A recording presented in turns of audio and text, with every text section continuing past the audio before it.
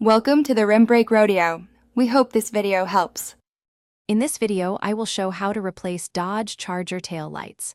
Start by parking on level ground and disconnecting the battery to prevent shorts. Remove trunk trim to access taillight bolts, then use a socket to remove fasteners. Unplug the wiring harness gently and swap the old assembly for the new one. Test the new lights before reassembling trim and tools and check alignment. Gather all tools and parts before you begin to keep the job quick and stress-free.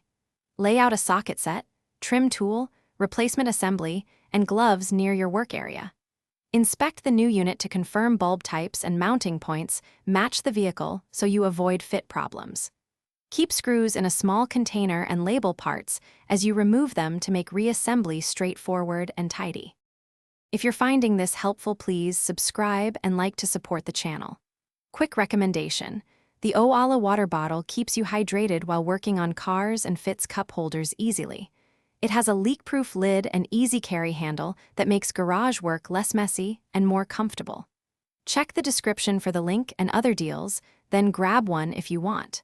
Now let's get back to the video. Begin by removing trunk trim panels carefully to reach the taillight assembly bolts and wiring connectors.